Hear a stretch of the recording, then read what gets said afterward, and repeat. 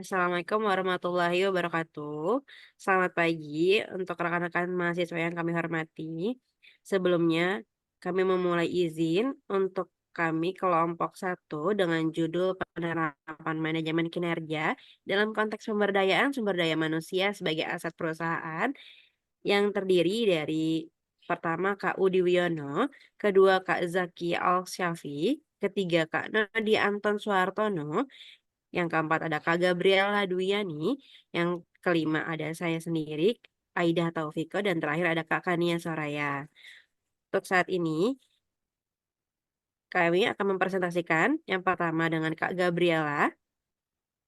Terima kasih Kak Aidah. Penelitian ini dilakukan untuk meneliti kinerja bisnis PT Unilever pada tahun 2023 melalui annual report tahun yang sama. Penelitian ini menggunakan metode deskriptif kualitatif dalam pengambilan datanya yang diolah dan diperoleh kesimpulan bahwa kinerja bisnis PT Unilever ini masih ternilai baik meskipun mengalami penurunan dari tahun sebelumnya. Nah, dengan 5 strategi unggulan yang diterapkan, Unilever optimis dapat memperbaiki kinerja bisnisnya pada tahun 2024 ini ditandai dengan pergantian kepemimpinan Board of Director. Oke, yang selanjutnya ada latar belakang. Nah, sistem pengukuran kinerja itu diperlukan untuk mengetahui pencapaian organisasi atas tujuan dan misi organisasi atau program.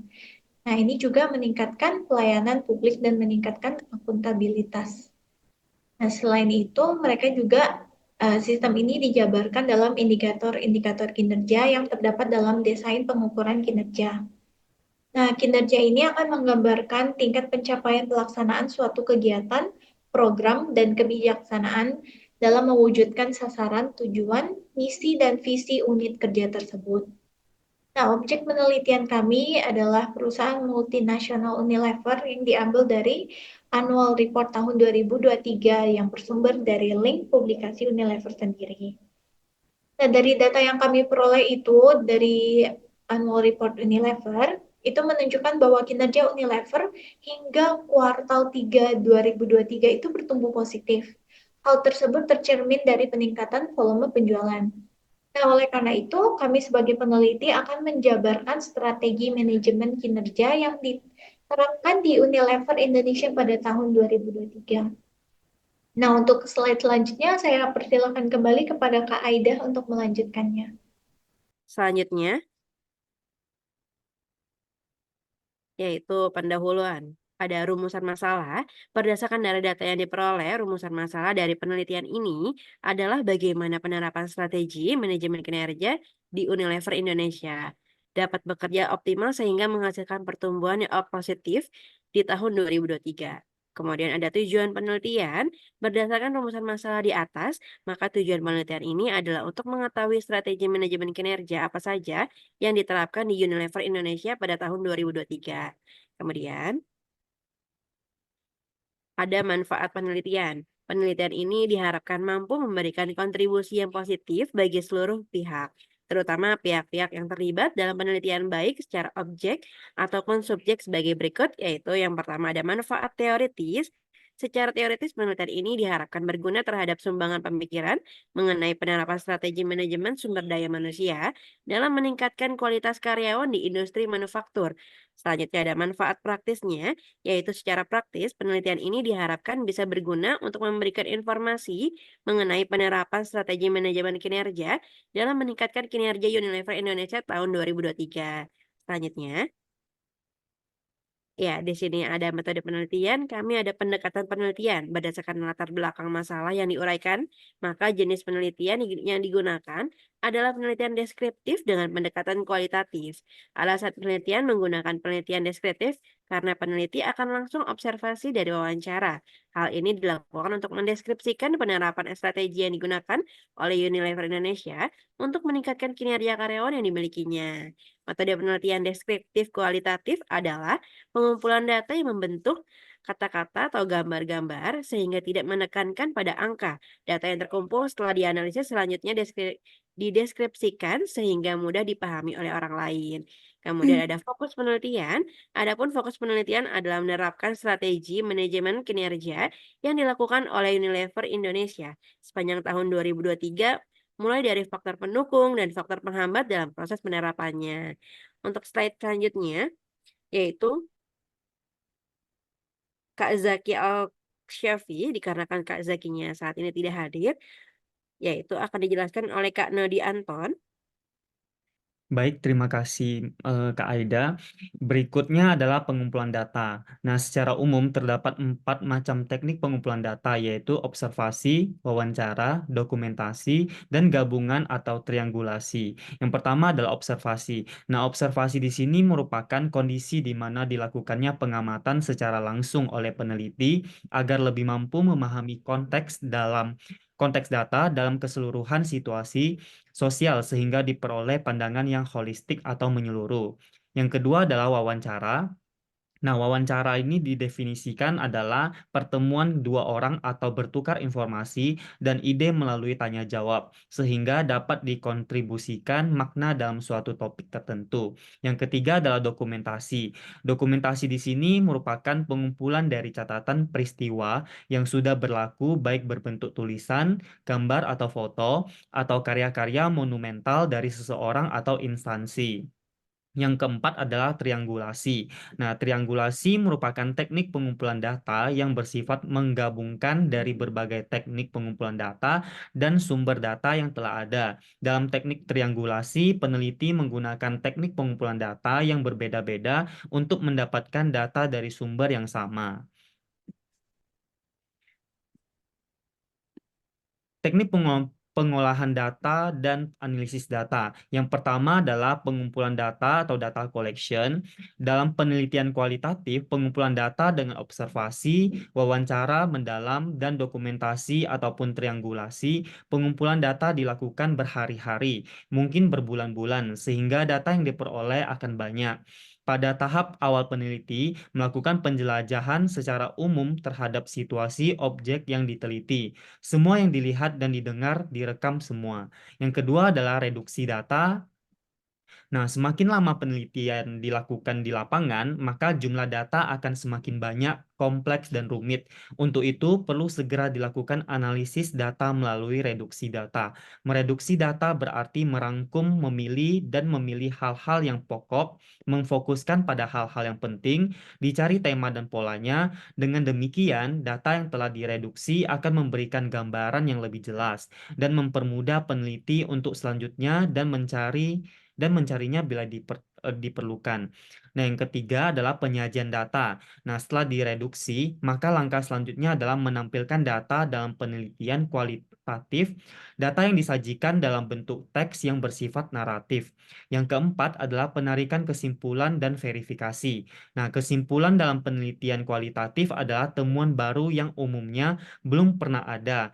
Temuan dapat berupa deskripsi atau gambaran suatu objek yang sebelumnya masih remang-remang atau gelap sehingga setelah diteliti menjadi jelas.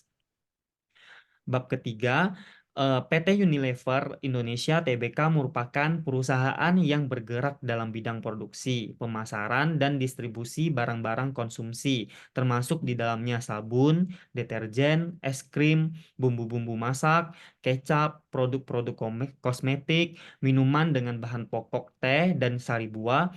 Nah, PT Unilever Indonesia Tbk didirikan pada tanggal 5 Desember 1933 dan perusahaan ini tercatat sudah masuk ke dalam daftar emiten Bursa Efek dengan kode saham UNVR. Unilever sendiri mempunyai 8 pabrik dengan total karyawan sebanyak 4.589 karyawan yang terbagi dalam beberapa divisi. Nah, sumber data ini diambil dari data olahan peneliti tahun 2024. Terima kasih. Baik. Untuk selanjutnya akan dijelaskan oleh Kak Kania Saraya. Baik, home dan personal care. 1. Mencatat penjualan bersih 25,15 triliun, 16,1%. 2. Strategi kunci. A. Memperkuat kehadiran di semua kanal penjualan termasuk minimarket. B. Meningkatkan intensitas promosi dan kolaborasi visual atau produk. C. Meluncurkan produk inovatif dan berkelanjutan seperti Rinsomatic, kapsul 3in 1. D. Memperkuat fundamental bisnis untuk mempertahankan posisi pemimpin pasar. 3. Hasil fundamental bisnis sehat dan pertumbuhan penjualan yang kuat. Food dan refreshment. 1. Mencatat penjualan bersih senilai 13,46 triliun, 34,9%. 2. Strategi kunci. A. Mengeksekusi strategi yang unggul dengan fokus pada 4 merek besar, Royco, Bango, Sariwangi, dan Buavita. B. Memiliki portofolio produk yang seimbang dengan peluang pertumbuhan yang besar. C. Pertumbuhan penjualan yang stabil dan peluang masa depan yang cerah. 3. Hasil pertumbuhan penjualan yang stabil dan peluang masa depan yang cerah.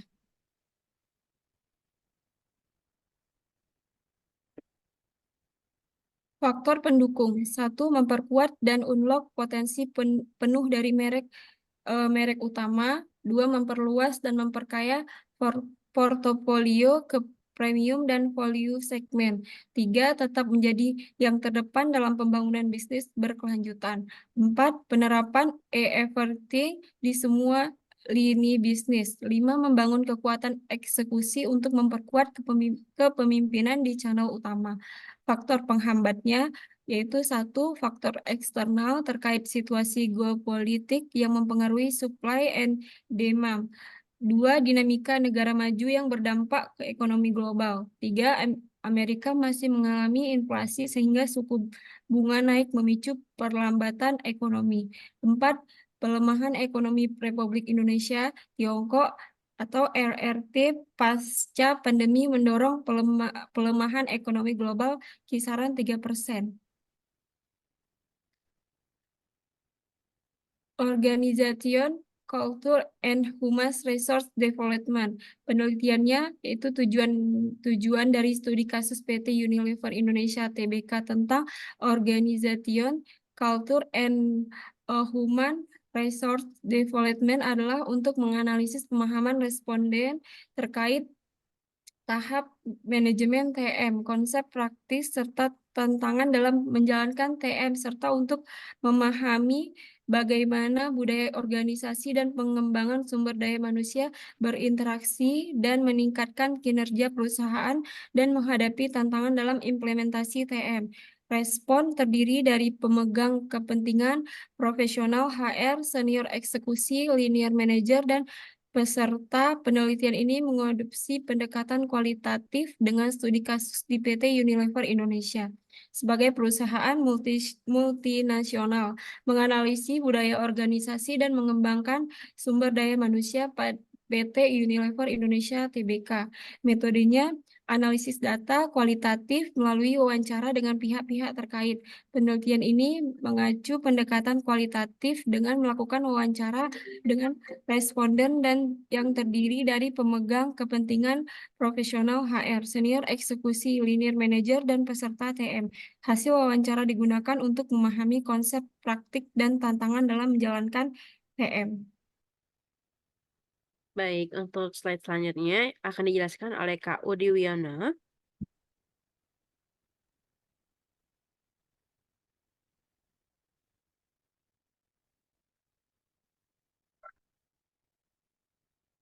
Kak Udi. Terima kasih Kak Aida. Melanjutkan dari apa yang telah disampaikan oleh rekan-rekan saya sebelumnya, ada beberapa temuan yang kami temukan pada saat penelitian ini dilakukan. Yang pertama, implementasi talent management atau TM. Penelitian ini menemukan bahwa implementasi TM di PT Unilever Indonesia Tbk tergantung pada budaya, jenis perusahaan, dan individu di perusahaan. Pemahaman konsep TM berbeda di setiap level, dan praktik TM menggunakan pendekatan inclusive people dengan fokus pada 70% pengalaman kerja, 20% coaching dan mentoring, dan 10% pengembangan secara formal. Yang kedua, kemudian organizational culture. Penelitian lain menemukan bahwa budaya organisasi PT Unilever Indonesia Tbk memainkan peran penting dalam transformasi perusahaan. Budaya organisasi yang kuat dan konsisten dapat membantu dalam implementasi Corporate Social Responsibility atau CSR dan meningkatkan kinerja perusahaan. Kemudian dari hasil temuan tadi, ada beberapa hal yang dilakukan untuk menemukan hasil. Yang pertama, pengembangan budaya organisasi. Untuk meningkatkan budaya organisasi yang kuat, PT Unilever Indonesia Tbk dapat mengadakan program pengembangan budaya yang terintegrasi dengan strategi jangka panjang perusahaan. Program ini dapat melibatkan semua level karyawan dan memastikan bahwa budaya organisasi yang dikembangkan sesuai dengan visi dan misi perusahaan. Kemudian yang kedua, pengembangan sumber daya manusia untuk meningkatkan HRD selaku pemangku kebijakan dari PT Unilever Indonesia dapat meningkatkan program pengembangan sumber daya manusia yang lebih efektif. Program ini dapat melibatkan coaching dan mentoring, serta pengembangan formal untuk meningkatkan keterampilan dan kemampuan karyawan. Hal ini dapat membantu meningkatkan kinerja perusahaan dan meningkatkan kepuasan karyawan. Kemudian yang ketiga, pengintegrasian TM dengan strategi bisnis. Untuk meningkatkan efektivitas dari TM, PT Unilever Indonesia Tbk dapat mengintegrasikan program TM dengan strategi bisnis jangka panjang. Hal ini dapat membantu meningkatkan kinerja perusahaan dan meningkatkan kepuasan karyawan. Kesimpulan dari hasil di atas, yang pertama, penelitian menunjukkan bahwa PT Unilever Indonesia Tbk memiliki budaya organisasi yang fokus pada karyawan melalui program talent management. Strategi ini membantu perusahaan dalam mengembangkan karyawan yang memiliki kemampuan yang mumpuni dan memahami hal-hal terkait dengan bisnis. Penyelesaian yang efektif untuk organizational culture dan HRD di PT Unilever Indonesia Tbk melibatkan pengembangan budaya organisasi yang kuat, pengembangan sumber daya manusia yang lebih efektif, serta pengintegrasian TM dengan strategi bisnis jangka panjang. Kesimpulannya dari serangkaian penelitian yang telah disampaikan dari slide pertama hingga slide terakhir, yang pertama PT Unilever Indonesia Tbk menunjukkan kinerja yang kuat di kedua segmen bisnisnya, didorong oleh strategi yang tepat sasaran dan eksekusi yang unggul. Perusahaan ini memiliki fundamental bisnis yang sehat dan peluang pertumbuhan yang besar di masa depan. Kemudian yang kedua, PT Unilever Indonesia Tbk bukan hanya perusahaan yang mencari keuntungan, melainkan juga perusahaan yang bertanggung jawab dan ingin membuat dampak positif bagi Indonesia. Kemudian yang ketiga, bukan hanya soal profit, PT Unilever Indonesia Tbk tidak hanya fokus pada pertumbuhan dan keuntungan, tetapi juga dampak positif yang diberikan bagi lingkungan dan masyarakat. Yang terakhir, menginspirasi perubahan, PT Unilever Indonesia Tbk ingin menginspirasi masyarakat untuk mengambil langkah kecil setiap hari yang dapat menghasilkan perubahan besar bagi dunia dan menciptakan masa depan yang lebih baik. Baik, demikian beberapa hal yang bisa disampaikan oleh kelompok 1 pada kesempatan hari ini ya. Untuk itu kita mohon maaf yang sebesar-besarnya apabila ada tutur kata maupun tindakan yang kurang berkenan. Terima kasih. Dengan ini presentasi hari ini saya tutup. Terima kasih atas kehadirannya.